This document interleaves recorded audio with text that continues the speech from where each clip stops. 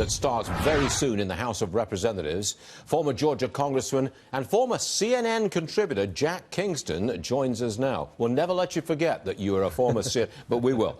Do you think the Democrats have the votes in this vote that's coming up? They have the votes. I will say it's suicidal, though. I was there during the Clinton impeachment. You never want to do this on a partisan basis, and yet that's exactly what they're doing. Do you think there'll be many Republicans who actually vote for it? No, I don't think there'll be a single one that defects. It's just too unfair. The process doesn't give equal witnesses, equal access to information, equal ability to release transcripts, even equal ability to share time with members of the committee. And it's in the wrong committee. It's going to the Intel Committee and not the Judiciary Committee. So I don't see how any Republican could vote for it. And I don't even see how all the Democrats are going to vote for it, despite their partisanship. Yeah, what about those Democrats who were elected last year in districts that in 2016 went heavily for President Trump? I would have thought they're kind of vulnerable if they say yes on this impeachment procedure vote.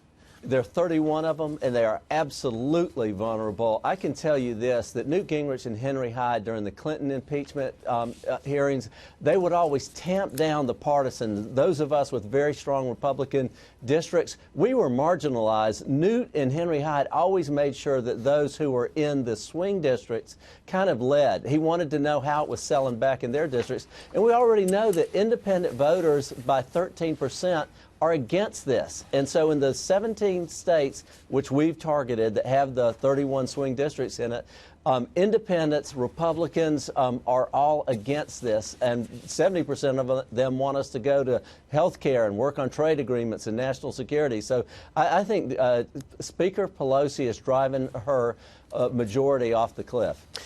Congressman, would you just hold on for a second? I want to deal with the Twitter announcement that they're going to ban paid political advertising. Before we get back to you, Congressman, I want to have Ashley go through this. Well, let me just tell you what Jack Dorsey, the CEO of Twitter, said. He said in a series of tweets, in short, a political message, he says, earns reach when people decide to follow an account or retweet. When you pay for that reach, you remove the decision, forcing highly optimized and targeted political messages on people. He says it wouldn't be credible for Twitter to tell users it's committed to stopping the spread of misinformation but allowing advertisers to target users with political ads. And he's going after Zuckerberg. Zuckerberg said, wait a minute, there is free expression.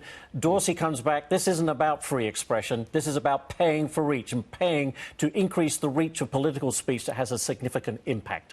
Congressman Kingston, come back into this, please. What's your take on the Twitter ban on paid political ads? I'd say, number one, there's a high suspicion among conservatives in Washington that the high-tech companies, these so-called platforms, are leaning and tilting towards whatever the liberal side of politics is. And the question of Twitter is, are you a platform? Or are you an editorial page? And if you're an editorial page, then you're going to play by those rules. But I think the biggest thing we need is more competition for Twitter and Facebook and all the whole clan of them right now, because they are skewing things in the direction that they want to move them. It's very hard to get competition for Facebook when they've got 2.45 billion monthly active users. Where do you just come up with competition? Very tough thing. It's a tough thing, but you know what? Fox News was not here 20 years ago, and 3 networks dominated the airwaves. And so it is possible. I think we're going to get there, but gosh, the pain in between now and then is going to be tremendous in terms of proper information and equal distribution of both sides. Congressman Kingston, thanks very much for joining us on a very important day. Always appreciated. Thank you, Jim. Thank you, sir. Yes, sir.